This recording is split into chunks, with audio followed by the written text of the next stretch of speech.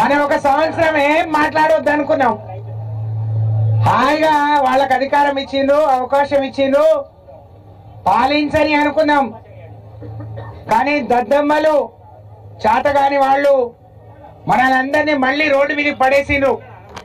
6 నెలలు తిరగక ముందే వెల్లెలుకలు పడ్డారు. మరి అటువంటి వాళ్లకు బుద్ధి చెప్పాల్సిన అవసరం మన అందరి పైన ఉందా లేదా? మన హక్కులు మనం సాధించుకోవాల్సిన అవసరం ఉందా లేదా? మనమందరం రైతు బిడ్డలం. మరి రైతులకే మేలు చేస్తా అని అనేక హామీలు ఇచ్చి ఇవాళ తీరని అన్యాయం చేసిన రేవంత్ రెడ్డికి, కాంగ్రెస్ ప్రభుత్వానికి బుద్ధి వచ్చే విధంగా రైతుల సత్తా ఏందో, రైతులు తలుచుకుంటే ఏం చేయొచ్చో చెప్పడానికే దయన్న తొరూరులో ఈ రైతు దీక్ష, రైతు ధర్నా పెట్టడం జరిగింది. వారిని మనస్ఫూర్తిగా, దయాకర్ రావు గారిని మనస్ఫూర్తిగా అభినందిస్తూ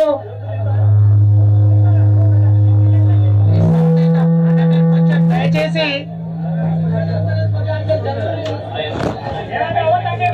ఈరోజు తొరూరులో నిర్వహిస్తున్న ఈ రైతు సదస్సుకు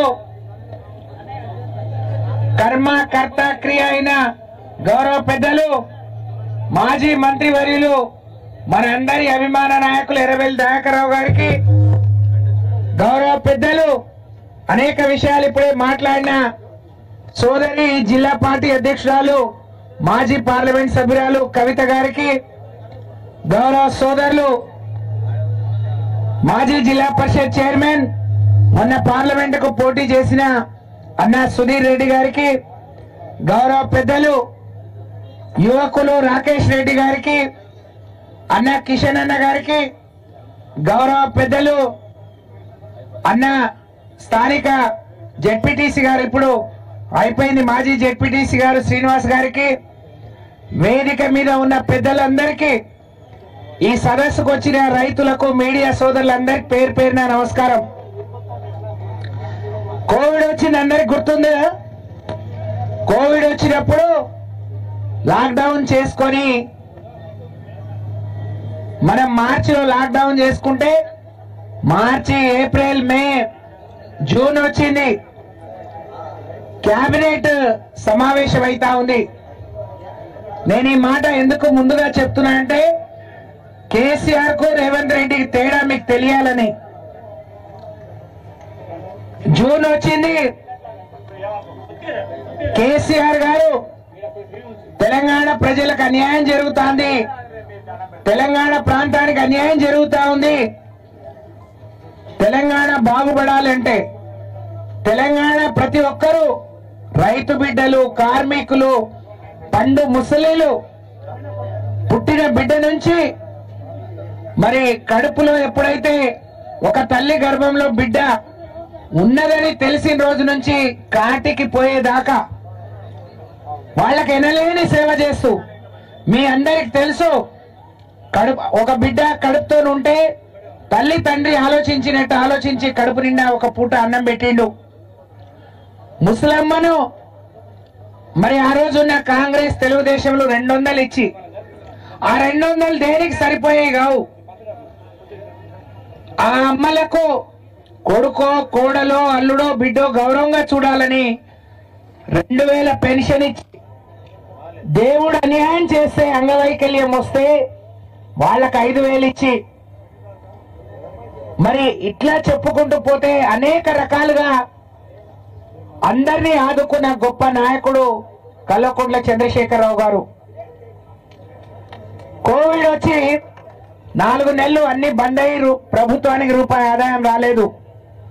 జూన్ నెలలో క్యాబినెట్ అయితే కేసీఆర్ గారు మమ్మల్ని అడిగిండు, రైతు బంధు ఇచ్చే రోజు వచ్చింది, మరి వర్షాలు వస్తున్నాయి, పంటలు వేసుకుంటారు, రైతు బంధు సాయం చేయాలి, ఏం చేద్దామని అంటే రూపాయి చిల్లి కావలేదు ప్రభుత్వం దగ్గర, రైతులు కూడా అర్థం చేసుకుంటారు,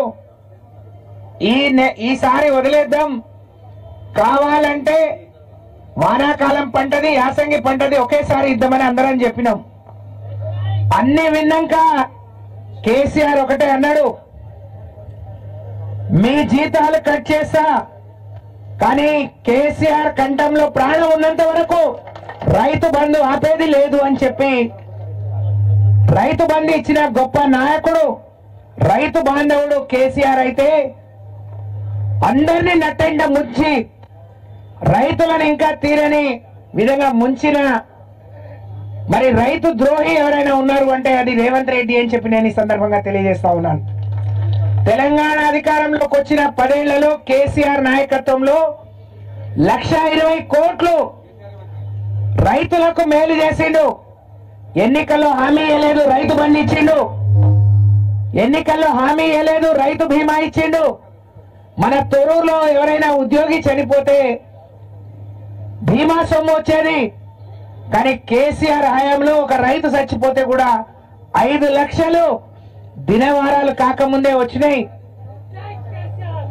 మనం కోవిడ్ అప్పుడు ఎక్కడికి పోయి అమ్ముకోలేని పరిస్థితిలో కల్లాల దగ్గరికే వచ్చి కాంటాలు పెట్టి ఒడ్లను మరి ధాన్యాన్ని కొన్న ఘనత కేసీఆర్ది. ఇవాళ రేవంత్ రెడ్డి ఏం చెప్పిండు? నేను రైతులకు ఇస్తా, కౌలు రైతుకి ఇస్తా, రైతు కూలికి ఇస్తా అన్నాడు. ఏం ముఖం పెట్టుకొని అన్నాడు? ఇవాళ ఏం ముఖం పెట్టుకొని ఎక్కడికి పోయిండు? మొన్న తుమ్మల నాగేశ్వరరావు మాట్లాడుతున్నాడు, కౌలు రైతులకు ఇయ్యలేం, కౌలు రైతు తీసుకుంటాడు, అసలు రైతు తీసుకుంటాడు, వాళ్ళే తెలుసుకోమని చెప్తాడు. ఈ మాట మాకు తెలియదా? నువ్వే గొప్ప తెలియగలడు కానీ పంచాయతీ చేస్తున్నావా? మాకు తెలిసి మేము రైతుకే ఇస్తా అన్నాం. ఇవాళ రైతులు కౌలుదారులకు ఇవ్వకుండా కౌలు రైతులను మరి పుట్టన కొట్టింది రేవంత్ రెడ్డి ప్రభుత్వం.